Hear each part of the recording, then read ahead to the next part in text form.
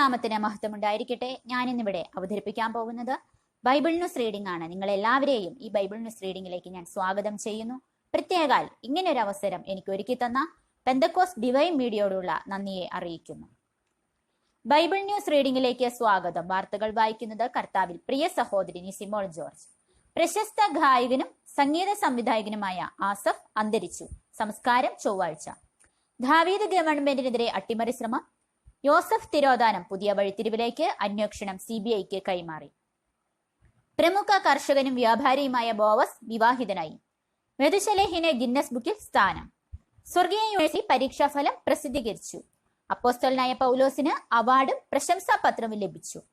ഈ വർഷത്തെ കോടിപതിയായി ബ്രദർ ഇയോബിനെ തിരഞ്ഞെടുത്തു. പാലസിൽ തീവ്രവാദിയുടെ നുഴഞ്ഞുകയറ്റം.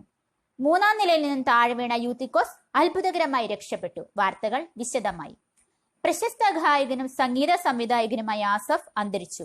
സംസ്കാരം ചൊവ്വാഴ്ച യെരുശലേം ദേവാലയത്തിൽ. ഇന്ന് പുലർച്ചെ സംഗീത ലോകം വളരെ ഞെട്ടലോടെയാണ് ഈ വാർത്ത സ്വീകരിച്ചത്. സംഗീത ലോകത്തിന് വലിയ സംഭാവന നൽകിയ ഇദ്ദേഹത്തിന്റെ വിയോഗം ശ്രോതാക്കൾക്ക് തീരാ നഷ്ടമായിരിക്കും. ചൊവ്വാഴ്ച നടക്കുന്ന സംസ്കാര ശുശ്രൂഷ ഞങ്ങളുടെ ലൈവ് വെബ്കാസ്റ്റായ www.cananewsexclusive.ൽ സംപ്രേഷണം ചെയ്യും. ദാവീദ് ഗവൺമെന്റിനെതിരെ അട്ടിമറി ശ്രമം. ദാവീദ് ഗവൺമെന്റിനെതിരെ അബ്ശാലോം നടത്തിയ അട്ടിമറി ശ്രമം പരാജയപ്പെട്ടു. ദാവീദിന്റെ മുഖ്യമന്ത്രിയായ അഹീതോഫേലിന്റെ ഒത്താശയോടെയായിരുന്നു അട്ടിമറി ശ്രമം. പട്ടണത്തിന് കനത്ത സുരക്ഷ ഏർപ്പെടുത്തിയിരിക്കുകയാണ്.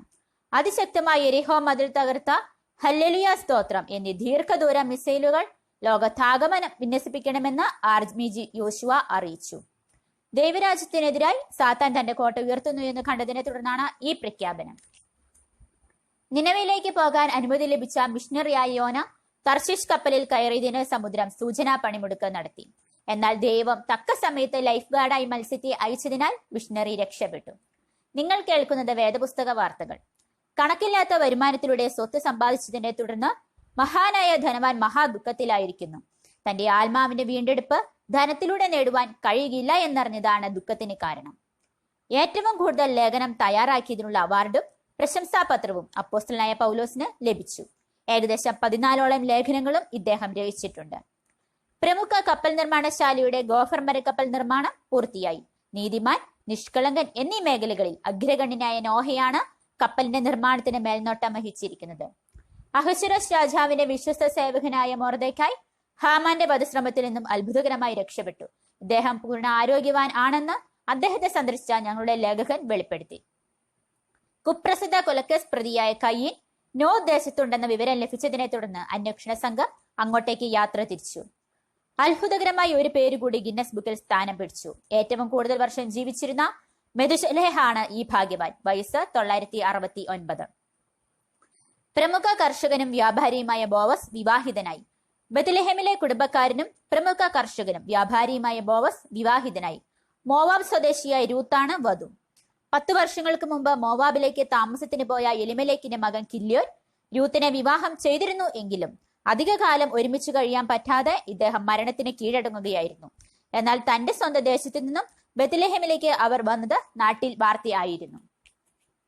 എന്നാൽ മാധ്യമങ്ങൾക്ക് വാർത്താ പ്രാധാന്യം നൽകിക്കൊണ്ടാണ് ബോവസ് രൂത്തിനെ വിവാഹം ചെയ്തത്. ന്യായാധിപനായ ശീമോനും അതുപോലെ നവോമി, എഫ്രൈം നാട്ടുകാരനായ മീഖാവ് തുടങ്ങിയവർ ചടങ്ങിൽ പങ്കെടുത്തു. യോസഫ് തിരോധാനം പുതിയ വഴിത്തിരിവിലേക്ക്. അന്വേഷണം CBIക്ക് കൈമാറി. യോസഫ് തിരോധാനത്തെ തുടർന്നുള്ള അന്വേഷണത്തിൽ അസ്വാഭാവികത കണ്ടതിനെ തുടർന്ന് തുടർ ചോദ്യം ചെയ്യുന്നതിനു വേണ്ടി യോസഫിന്റെ സഹോദരന്മാരെ 14 ദിവസത്തേക്ക് റിമാൻഡിൽ വയ്ക്കുവാൻ കോടതി ഉത്തരവിട്ടു. തെളിവിനായി സഹോദരങ്ങൾ കാണിച്ച യോസഫിന്റെ രക്തത്തിൽ കുളിച്ച വസ്ത്രത്തിൽ മൃഗത്തിന്റെ ആക്രമണ ലക്ഷണങ്ങൾ ഒന്നും തന്നെ കാണാത്തതിനാൽ ആണ് അന്വേഷണങ്ങൾ പുനരാരംഭിച്ചത്. എന്നാൽ ഇനിയും ചില ചോദ്യങ്ങൾ ബാക്കി. മൃഗം കടിച്ചുകൊല്ലുന്ന യോസഫിനെ കണ്ട സഹോദരങ്ങൾ എന്തുകൊണ്ട് പ്രതികരിച്ചില്ല? യോസഫിന്റെ ശരീരാവശിഷ്ടങ്ങൾ എവിടെ? വസ്ത്രത്തിൽ കണ്ട രക്തം ആരുടെ? നിഗൂഢതകൾ അവസാനിക്കാതെ ചോദ്യങ്ങൾ ഇനിയും ബാക്കി. Canaan news exclusive. ഓഹരി തട്ടിപ്പ് കേസിൽ കുറ്റവാളിയായ യാക്കോബ് ഹാരാനിലേക്ക് കടന്നത് സംശയിക്കുന്നു. ഹാരാനിൽ യാക്കോബിന്റെ ബന്ധുക്കൾ ഉണ്ടെന്ന് അന്വേഷണ ഏജൻസികൾക്ക് റിപ്പോർട്ട് ലഭിച്ചിട്ടുണ്ട്. ഇയോബിന്റെ മക്കളായ യമീമ, കെസിയ, ഹേരെ ഹപ്പുക് എന്നിവർ മിസ് വേൾഡായി തിരഞ്ഞെടുക്കപ്പെട്ടു. മത്സരത്തിൽ ഒരേ പോയിന്റ് ലഭിച്ചതിനെ തുടർന്നാണ് 3 പേരും മിസ് വേൾഡ് സമ്മാനത്തിന് അർഹരായത്. സിയോംപുരിയിലേക്കുള്ള സെലക്ഷൻ ലിസ്റ്റ് പൂർത്തിയാകാറായി. തങ്ങളുടെ പേർ ലിസ്റ്റിലുണ്ടോ എന്ന് എല്ലാവരും ഉറപ്പുവരുത്തേണ്ടതാണ്. അതിനാൽ കൽപ്പന അനുസരിച്ച എല്ലാ ദൈവമക്കളും പരിശുദ്ധാത്മാവ് എന്ന മുദ്ര സ്വീകരിക്കേണ്ടതാണ്. മുദ്ര പതിപ്പിച്ച തിരിച്ചറിയൽ കാർഡില്ലാത്ത ആരെയും നിത്യസന്തോഷത്തിൽ പ്രവേശിപ്പിക്കുവാൻ അനുവദിക്കുന്നതല്ല എന്ന് സിയോൻപുരിയിലെ മുഖ്യ തിരഞ്ഞെടുപ്പ് കമ്മീഷണറായ യേശുക്രിസ്തു അറിയിച്ചു. സ്വർഗീയ യൂണിവേഴ്സിറ്റി പരീക്ഷാഫലം പ്രസിദ്ധീകരിച്ചു. അബ്രഹാം വിശ്വാസത്തിൽ ഫസ്റ്റ് റാങ്ക് കരസ്ഥമാക്കി. സഹിഷ്ണുതയിൽ ഇയ്യോബിന് ഫസ്റ്റ് റാങ്ക് ലഭിച്ചു. പരീക്ഷ എഴുതിയ എല്ലാ വിശ്വാസികളും അവരവരുടെ റിസൾട്ട് ഇന്ന് തന്നെ അറിഞ്ഞിരിക്കണമെന്ന് സ്വർഗീയ യൂണിവേഴ്സിറ്റിയുടെ അറിയിപ്പിൽ പറയുന്നു.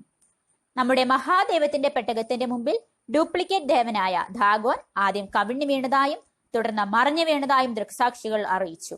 ദാഗോന്റെ തകർന്നടിഞ്ഞ ഭാഗങ്ങൾ നീക്കം ചെയ്യുന്ന ജോലി ദ്രുതഗതിയിൽ നടക്കുന്നു. അത്യുന്നതനായ ദൈവത്തിന് മുമ്പിൽ നിൽപ്പാൻ ആർക്കും കഴിയുകയില്ല. ആയതിനാൽ ഇനിമേൽ ഡ്യൂപ്ലിക്കേറ്റ് ദേവൻ ആകുന്നതും ആകുവാൻ പ്രേരിപ്പിക്കുന്നതും കുറ്റകരമാണെന്നും സ്വർഗത്തിൽ നിന്നും താക്കീത് നൽകി. 3-ാം നിലയിൽ നിന്നും താഴെ വീണ യൂത്തിക്കോസ് അത്ഭുതകരമായി രക്ഷപ്പെട്ടു. ലോക പ്രശസ്ത സുവിശേഷകനായ പൗലോസിന്റെ കൺവെൻഷൻ പ്രസംഗത്തിനിടയിൽ ഉറങ്ങി 3-ാം നിലയിൽ നിന്നും താഴെ വീണ യൂത്തിക്കോസിനെ അടുത്തുള്ള സ്വകാര്യ ആശുപത്രിയിൽ പ്രവേശിപ്പിച്ചു.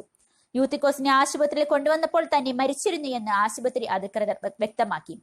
തുടർന്ന് പൗലോസ് വന്ന് ഇദ്ദേഹത്തെ സുഖപ്പെടുത്തിയതായി കൺവെൻഷൻ ഭാരവാഹികൾ ഞങ്ങളെ അറിയിച്ചു. ഈ വർഷത്തെ കോടിപതിയായി ഇയ്യോബിനെ തിരഞ്ഞെടുത്തു.